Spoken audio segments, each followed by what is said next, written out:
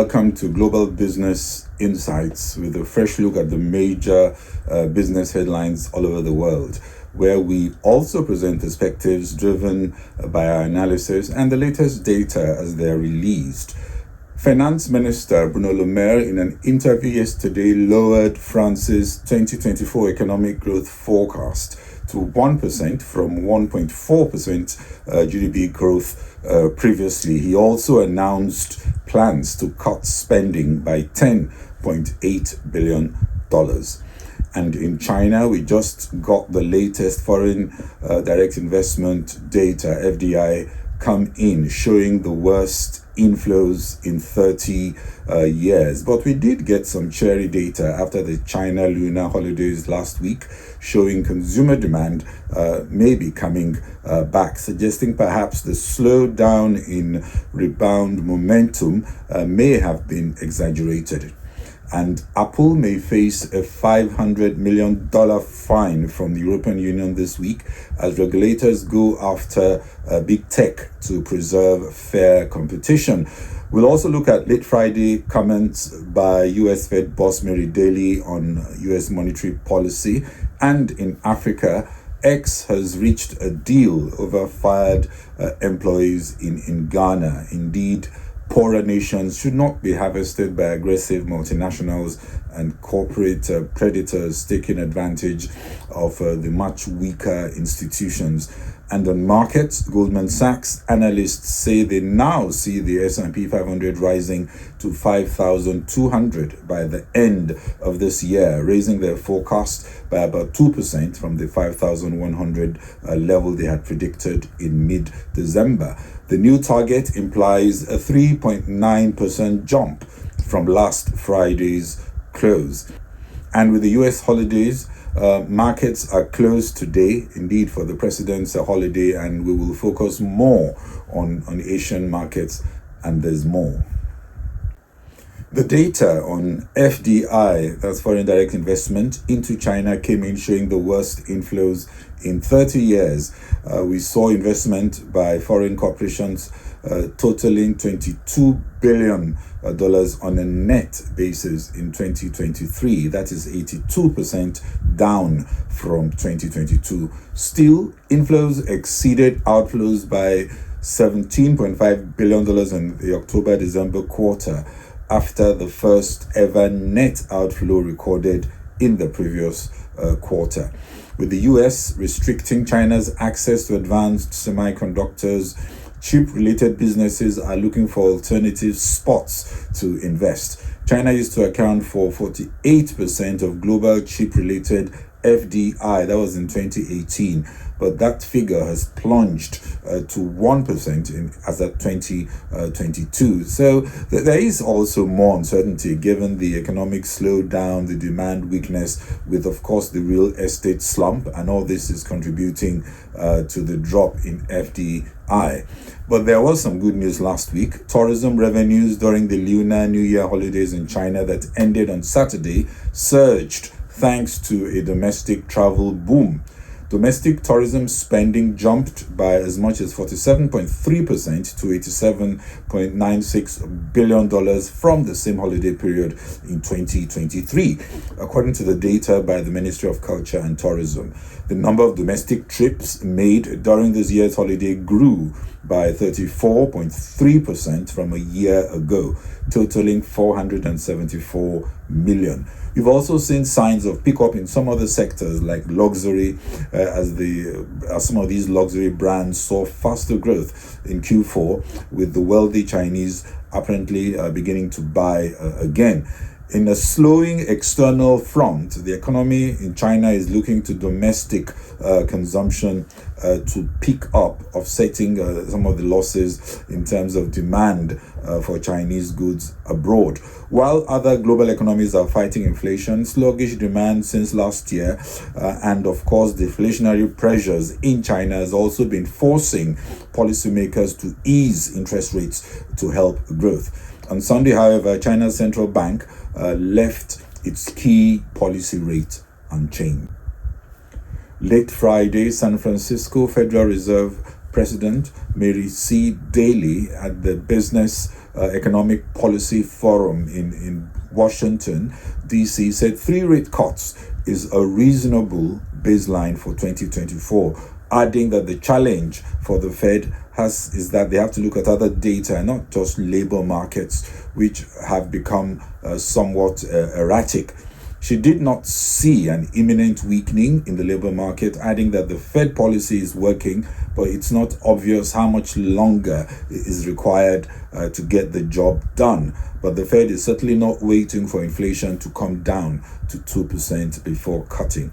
The Fed, however, still needs clearer signals on the data on when it would be appropriate for cutting rates, and it wouldn't just be a single data print like, say, non-farms payrolls or even the personal consumption expenditure index. It would be a combination of a clear trend on several data sets and a supportive external front.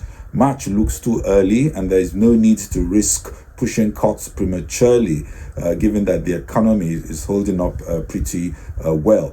We are seeing layoffs picking up, but not noticeable in labor-intensive sectors.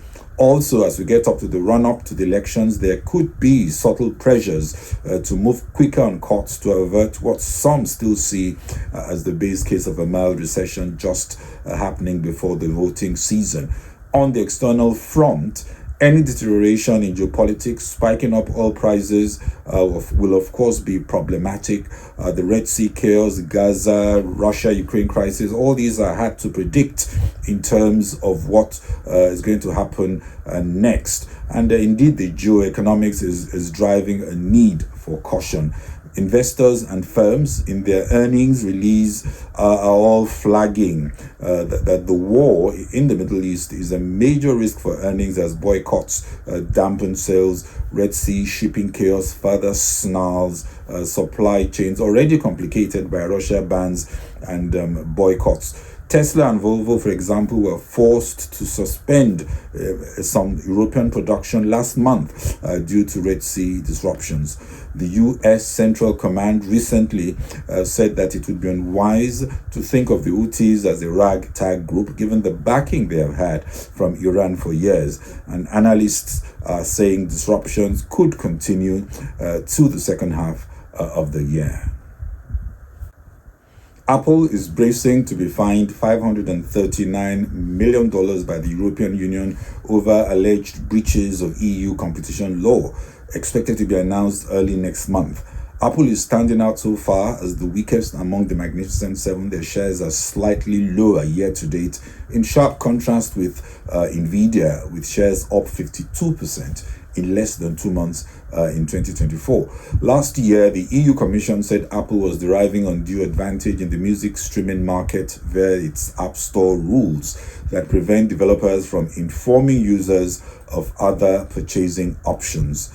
The fine for Apple is a slap on the wrist, but what is more difficult to swallow are changes they may have to make to their rules, which they say are there to protect their customers.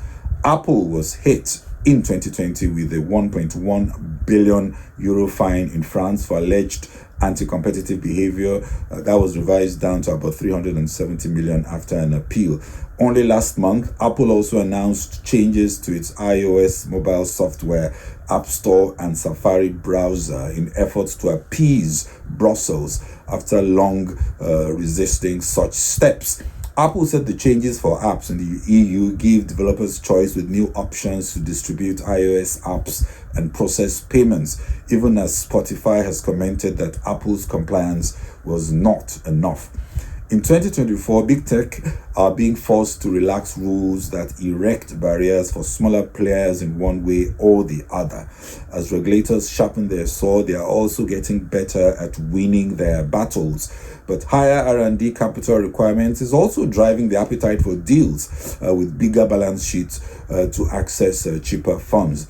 Just last month, Amazon abandoned ambitions to buy iRobot for $1.5 billion after it saw an impending EU veto, adding that EU moves are bad for consumers because Apple says it denies them more competitive prices, and larger scale may also not be so bad for innovation.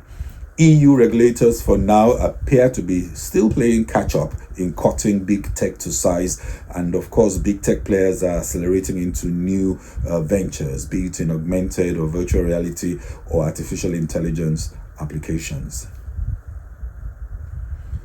X, formerly known as Twitter, has reached an agreement with laid off staff from its only African office following about a year of negotiations.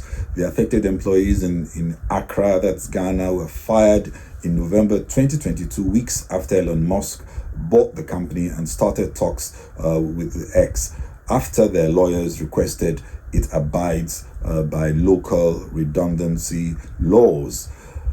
We do not have details of the agreement that was reached, and though the case drew the attention of Ghana's Employment Ministry, the outcome was ultimately decided through direct negotiations between the company and the aggrieved employees' legal representation. All multinational companies are expected to understand and abide with local laws, whether it be in Australia, South America, or in Africa. Part of the due diligence before an acquisition should consider the legal issues, not just from an Eurocentric perspective. I expect legislation in poorer emerging economies should increasingly be more protective of labor, given the poverty burdens that are not there in developed nations, of course, with also the absence of familiar safety nets common in more advanced economies.